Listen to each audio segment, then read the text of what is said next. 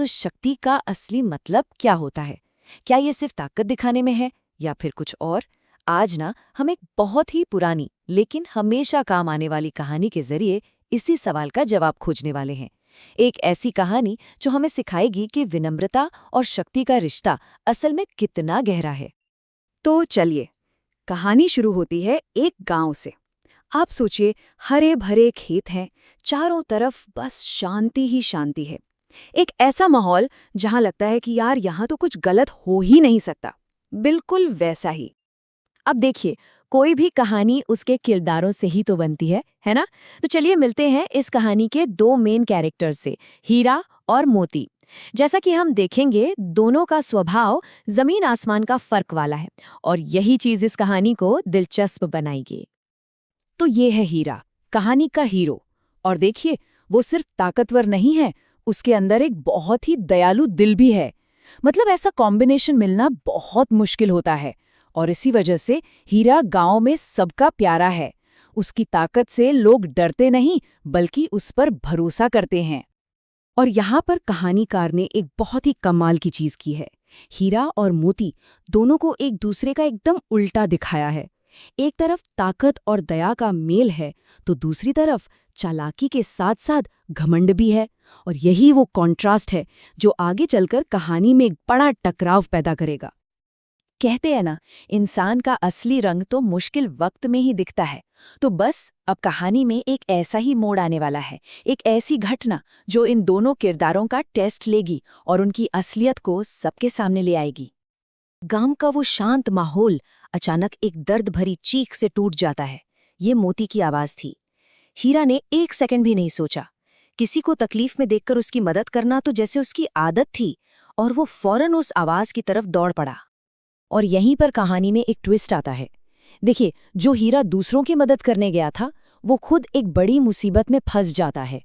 एक अच्छा काम करने का इरादा उसे सीधा कीचड़ के गहरे गड्ढे में ले जाके गिरा देता है, और अब वो बेचारा लाचार है। तो अब मोती तो अपनी चालाकी से झाड़ियों से बाहर निकल आया। अब उसे क्या करना चाहिए था? शायद हीरा को थैंक यू बोलना चाहिए था, है ना?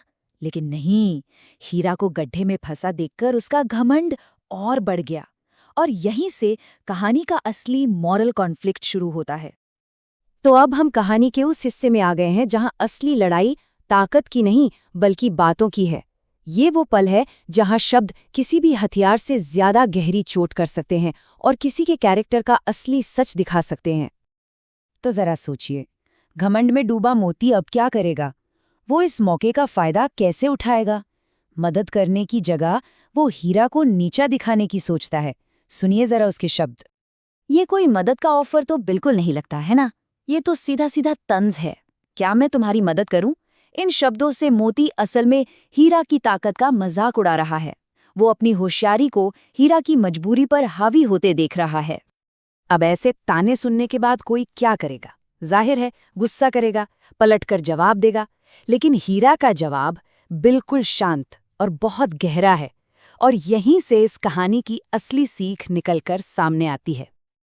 और बस इसी एक जवाब में दोनों के बीच का फर्क साफ हो जाता है। हीरा के लिए असली ताकत शरीर की ताकत नहीं, बल्कि इंसानियत है। मुश्किल में किसी का साथ देना, न कि उसका मजाक उड़ाना, यही उसकी नज़र में सच्ची शक्ति है। तो अब सवाल ये है कि इस टकराव का अंजाम क्या होता है? क्या मोती को हीरा की बात समझ में आएगी? और ये जो सच्ची शक्ति की लड़ाई है, इसमें आखिर में कौन जीतता है? चलिए देखते हैं। और देखिए, मदद कहाँ से आई? हीरा को किसी एक इंसान ने नहीं, बल्कि गांव वालों ने मिलकर बाहर निकाला। ये दिखाता है कि असली ताकत अक्सर एकता में होती है, किसी एक की अपनी ताकत में नहीं। हीरा गांव वालों को तो शुक्रिया कहता है, पर मोती को नजरअंदाज कर देता है। और जानते हैं, कभी कभी खामोशी सबसे बड़ा जवाब होती है।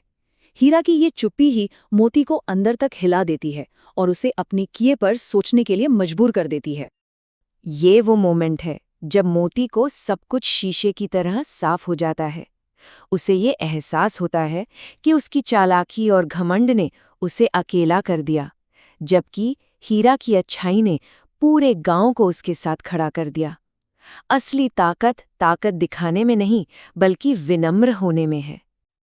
तो इस पूरी कहानी से, हीरा और मोती के इस एक्सपीरियंस से हम क्या सीख सकते हैं? क्या है सीधी सादी लेकिन बहुत गहरी कहानी का निचोड़? ये कहानी हमें ताकत की एक बिल्कुल नई डेफिनेशन देती है। ये कहती है कि सच्ची शक्ति वो नहीं जो दूसरों को दबाए, बल्कि वो है जो गिरे हुए को उठाए। ये ताकत दिखाने में नहीं, बल्कि दया और विनम्रता दिखाने में है। तो चलिए इन सब कोकों को एक एक करके देखते हैं। पहली बात, घमंड हमें अंधा कर देता है। दूसरी, रहमदिली चालाकी से हमेशा बड़ा गुण है। तीसरी, असली ताकत जरूरतमंद की मदद करने में दिखती है। और आखिरी, एकता और सहयोग से बड़ी मुश्किल भी पार की जा सकती है। यही इस कहानी का सार है। और आखिर में ये कहानी हमें एक बहुत ज़रूरी सवाल के साथ छोड़ जाती है। जब हमारे पास ताकत होती है, असल में तभी हमारा असली टेस्ट होता है कि हम उसे दूसरों पर हावी होने के लिए इस्तेमाल करते हैं या फिर विनम्रता और दया का रास्ता चुनते हैं। ये चॉइस हमेशा हमारी अपनी होती है।